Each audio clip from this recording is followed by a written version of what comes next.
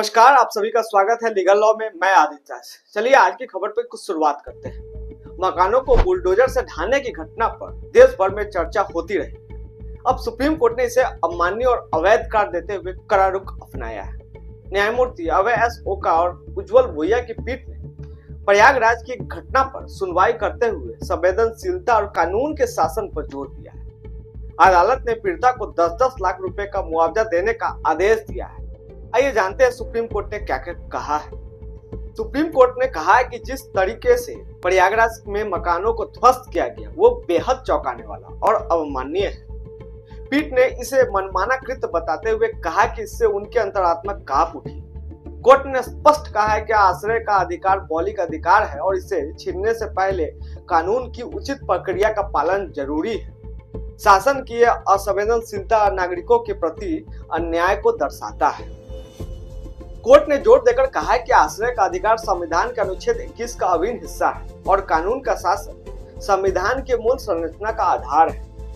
प्रयागराज विकास प्राधिकरण को याद दिलाया गया है कि नागरिकों को घरों को इस तरीके से नहीं गिराया जा सकता। पीठ ने प्रशासन को चेतावनी दी है कि ऐसे कार्रवाई से संवैधानिक मूल्यों का हनन होता है। सुप्रीम कोर्ट ने पाया कि मकान गिराने से पहले नोटिस देने का प्रक्रिया में गंभीर खामी थी। कारण बताओ नोटिस के घरों पर चिपकाया गया लेकिन व्यक्तिगत रूप से देने का वास्तविक प्रयास नहीं किया गया।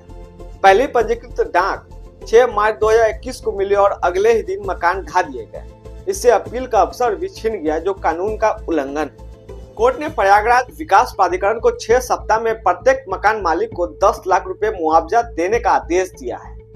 पीठ ने कहा है कि यह अवैध और अमान्य कार्रवाई का परिणाम है।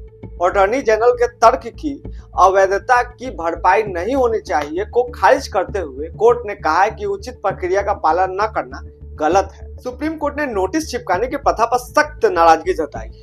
पीठ ने कहा है कि व्यक्तिगत रूप से नोटिस देने के बार-बार प्रयास होने चाहिए। यदि ये विफल हो जाते हैं तभी चस्पा या चिपकाने या पंजीकृत डाक का विकल्प अपनाया जाए।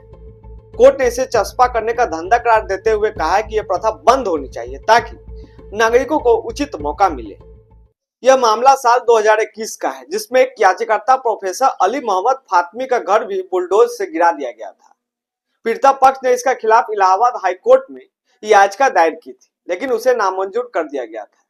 इस मामले में याचिकाकर्ताओं के वकील ने कहा था कि उनके क्लाइंट के घर गलत तरीके से गिराया गया है और कहा गया कि जिस जमीन पर घर बना है वो गैंगस्टर रहे अतीक अहमद की है। हमारा खबर यही समाप्त हुआ। फिर भी किसी तरह की कोई शिकायत कोई समस्या हो तो आप कमेंट करें, जवाब देने की पुरजोर कोशिश की जाएगी। तब तक के लिए बहुत बहुत धन्यवाद।